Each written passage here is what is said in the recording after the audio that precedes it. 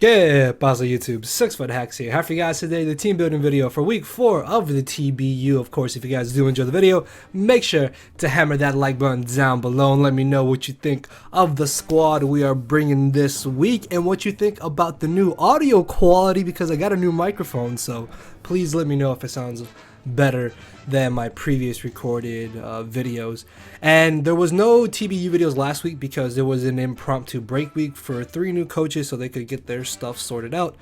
So we should be back on regular schedule now. I think that next week is another break week too, which is a little bit odd, but we're gonna use that as a trading week, so I may trade 1 or 2 Pokemon around depending on how things go. So kind of excited for that, so hopefully everything goes well. But then after that, we should be back on regular schedule. Anyways though, this week we are facing Ethan, the coach of the Tennessee Tynamos. His channel link and stuff will be down in the description. Ethan, pretty nice dude from what I've seen from him, and competent enough player, so I'm not going to go into this match expecting just to win, although I do want to win. I really do want to win. I'm gonna be getting an easy W this week.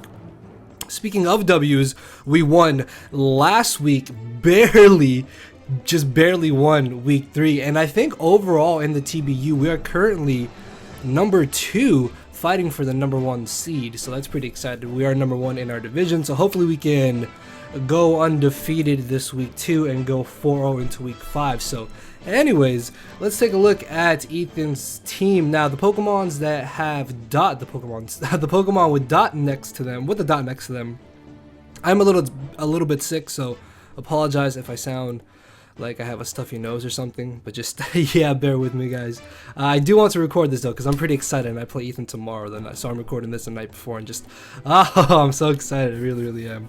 So the Pokemon that have dots next to them are going to be, actually yeah, that's the reason why I don't have face cam, because I look very tired and sickly and I look like I'm dying.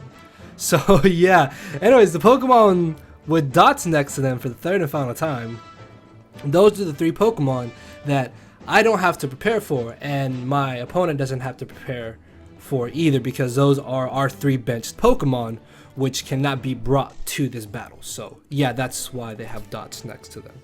But let's take a look at the first Pokemon we're going to be bringing, and that is going to be Juliet the Jolteon, which if you look at his draft, literally just destroys him.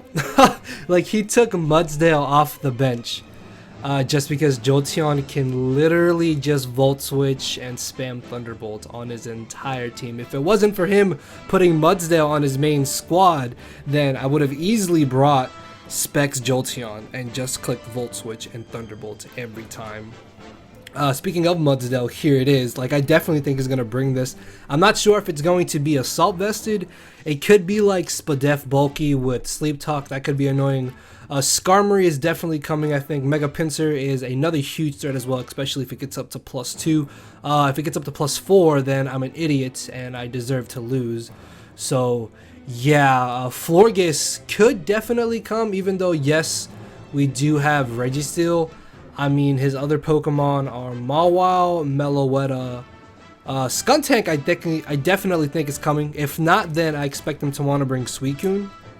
So if he doesn't bring Florges, then I guess he could have like Suicune and Skuntank. Like, this more or less would be what he is maybe going to want to bring. Although I really feel like Suicune has a terrible matchup. I've got Shaman, I've got Seismitoad, and I've got Jolteon, which all pressure Suicune. So while I don't expect him to bring it, there is a possibility he may bring it, so that could be a little bit annoying. But more or less, I'm expecting Mega Pinsir, Skarmory, Mudsdale, and Raikou for sure. These 4 are definitely coming for sure. Then the final 2 are going to be either Florges, Skuntank, or maybe Florges, Suicune, or Suicune, Skuntank. I don't expect him to bring Mawile. If he brings Meloetta, that could be a little bit annoying, but I mean, I can play around it, so I'm not really too concerned about that.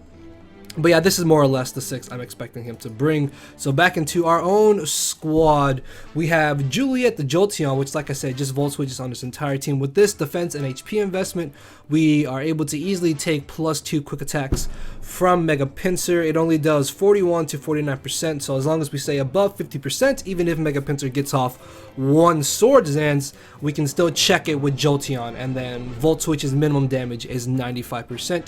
So if I'm able to get off a little bit of chip, I knock him out with that, or I just knock him out with Thunderbolt. Toxic is literally only for the Mudsdale, although Toxicking the Raikou could be pretty nice because outside of Mudsdale, his only other real switch in is Raikou as a resist, and he can switch into the Florges because it is so especially defensively bulky. So being able to Toxic those 3 unpredicted switch-ins are going to be very nice. The reason why I have Baton Pass is because I don't want to be pursuit trapped by Skuntank. I really expect them to want to bring Skuntank as opposed to bringing Suicune or Florges.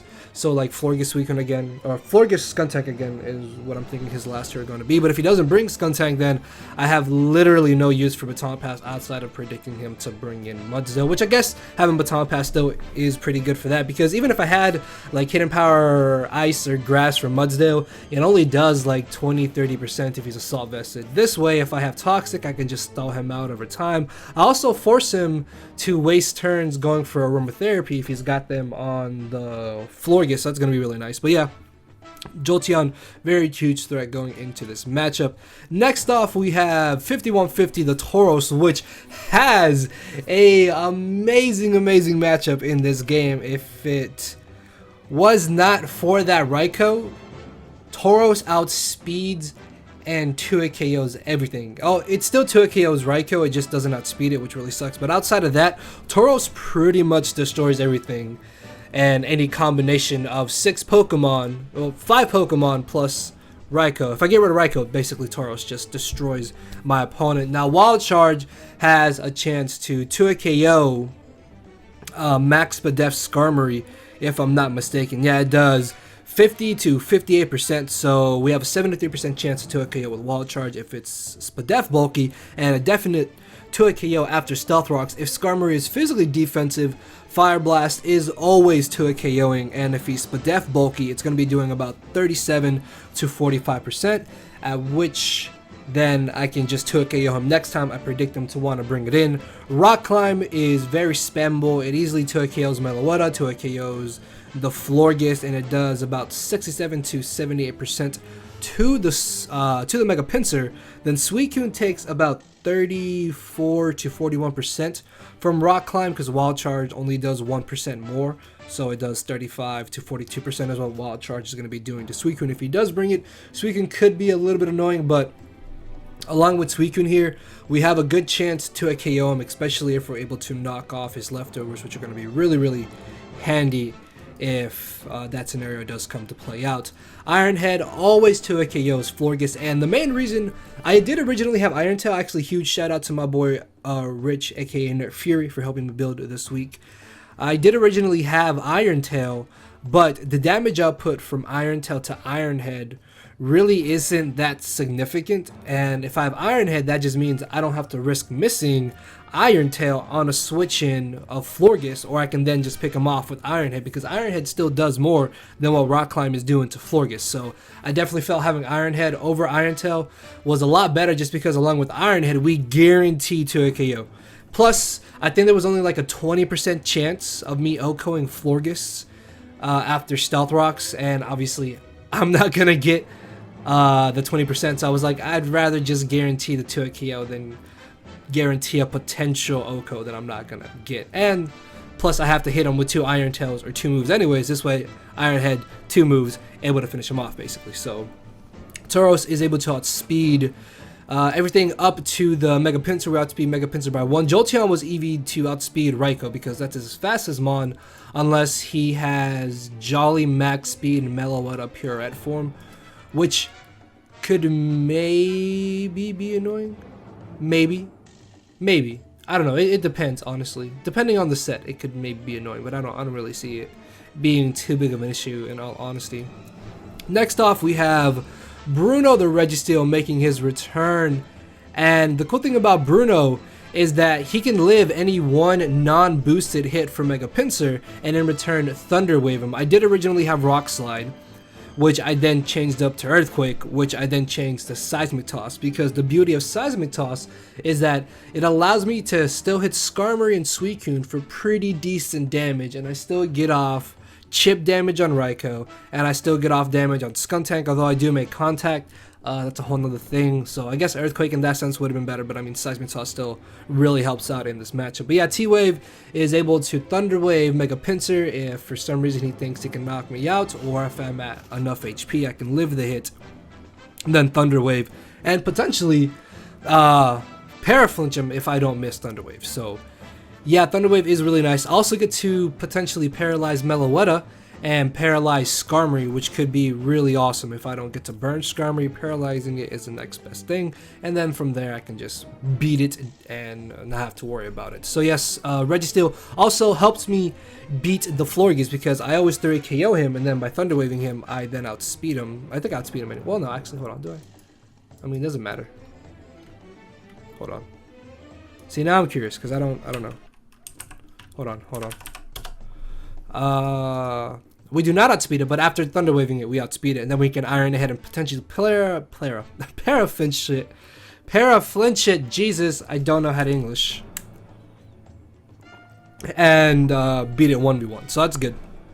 Next off, we have Guerrero the Infernape. I think that Guerrero has... Actually, no, because this is probably the second most brought Pokemon. Actually, no, I think Juliet we've brought every week, if I'm not mistaken. Either way, Guerrero has been a proven member of the Durham Druddigons so far in the TBU. Now, I know you guys see I do indeed have the Cobra Berry. Now, the cool thing about Cobra Berry is that as long as I'm above 50%, I am always guaranteed to live one quick attack coming from Mega Pinsir that is not at +2. So, if it comes to be in that scenario, as long as he's not at +2, I can chew the quick attack at above 50%. It does... How much does it do exactly? Does 40 to 47%. So yeah, as long as I'm above like 50%, I can take one. And then if I stay at around 40% or like 45%, it's a roll. So hopefully it doesn't come down to that, but I can take a non-boosted hit and in return Oko with Flare Blitz. Close Combat is a pretty decent spammable move in this match. Also, Flare Blitz is really only going to be for that Skarmory and Meloetta. Flare Blitz plus Gunk Shot to a KO's Meloetta, so that's really nice. So I'm hoping that I'm not going to be taking too much residual damage from Flare Blitzing things, and then from there I can stay in range of where I can live a +2, not +2, but live a neutral quick attack if it comes down to it. Gunk Shot, like I said, is really only for the Florges. It does 58 to 70%, and then from there I can then just pick it off with Flare Blitz, so that's really good. Close Combat only does about 28 to 33% to the Suicune, so that does kind of suck. And then Mach Punch is honestly only really to get off chip damage on the Raikou, and I guess get off a last ditch effort hit on Mega Pinsir. I don't really know. Like, I honestly want to change Mach Punch, but I don't really know to what. Like, Encore wouldn't be bad. That helps me a lot against Suicune.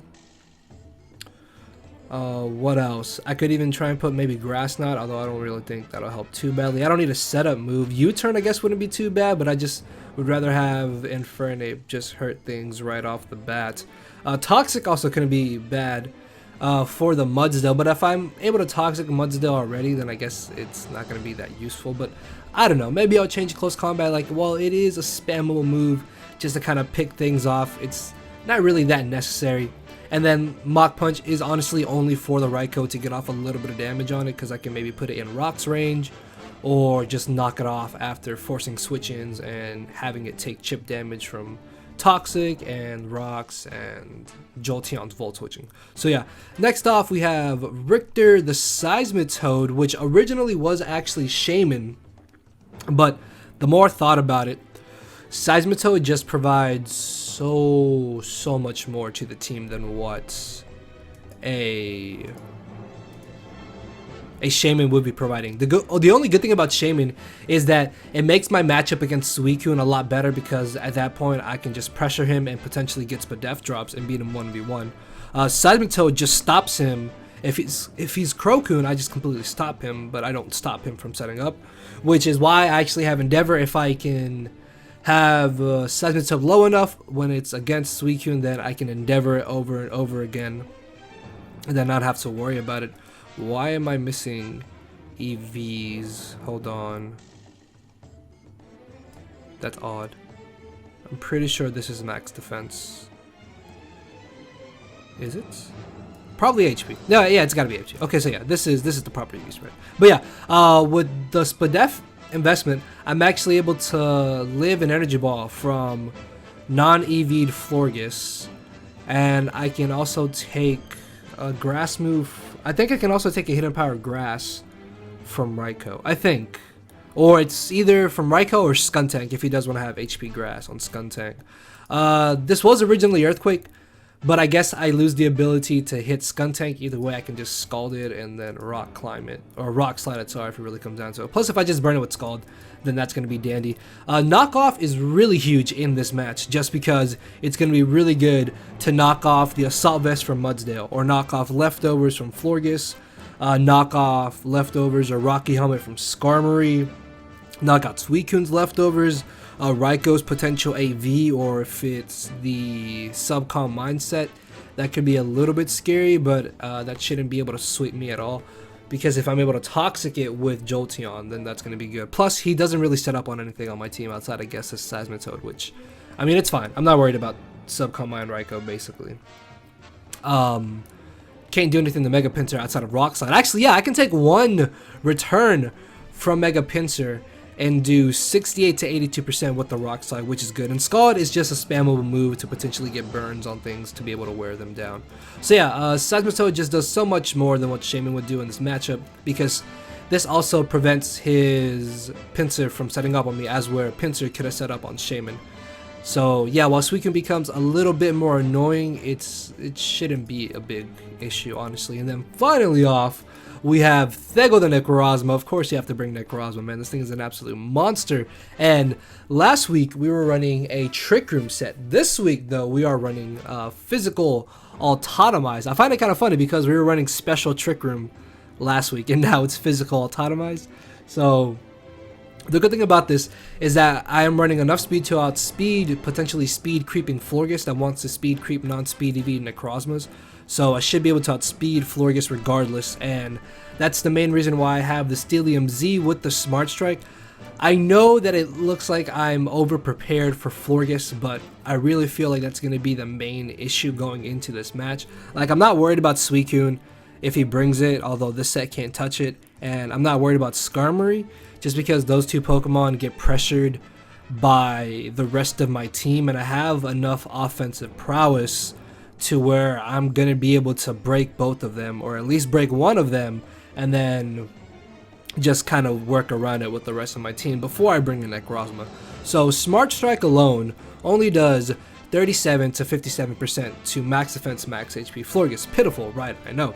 But with the Stellium Z, we do 75 to 89%, which is insane, because if we're able to get rid of the Leftovers with knockoff, or just get off a little bit of chip damage, I just bust out the Autotomize, Z move, and then from there we can just sweep through the end, potentially.